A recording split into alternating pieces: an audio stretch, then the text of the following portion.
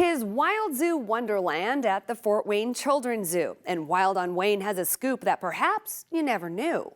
A book that's read to the children with glee fulfills a dream for the author she didn't know she'd see. So settle in for this story about a story of Christmas Eve, a tall tale of animals who discover they believe.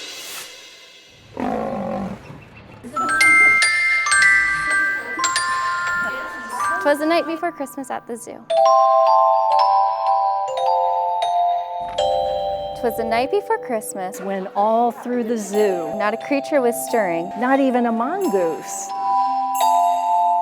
Story time at the Wild Zoo Wonderland has an extra special book. So we meet Peter the peacock. He has to make sure that all of the animals are tucked away in bed, being nice and quiet, so Santa can come by and give all the animals their own little holiday treat. With an extra special author. Lauren Mills, communications manager. Lauren's worked at the zoo for 4 years, but 2 years ago, I always knew that I loved to write. I love the zoo, and so I think that was really the push that I needed to kind of believe in myself and also believe that others might want to read something that I have to say. Lauren wrote "Twas the Night Before Christmas at the Zoo," a fun holiday animal tale with lots of kid interaction.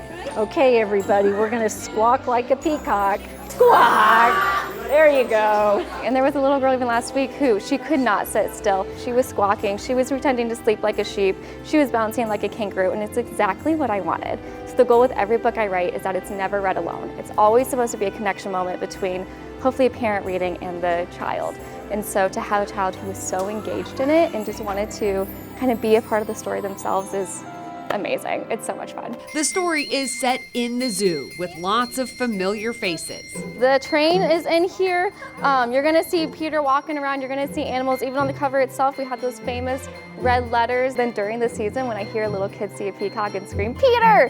it never gets old, ever. I love it every single time. Zoo volunteers read the book, but one also has a special connection.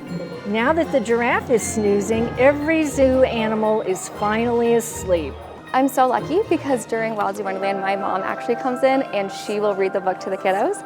And so I've been lucky enough to kind of see it stay in the family and have her connect with kids through my stories is really, really special. It's a complete honor. I never thought that she would become a writer, and she surprised me with the book. I didn't even know that she was working on it. So to read it and know that she was behind all of it it just means everything to me. Lauren's now written a second book, The Great Big Roar, and both books use local illustrators. I love telling stories, but really what I love the most about these stories is that I get to highlight different artists in Fort Wayne. We really have so much incredible talent here, and so I love that this is truly a book that I wrote, but it is for the community. It's coming back to give proceeds to the zoo.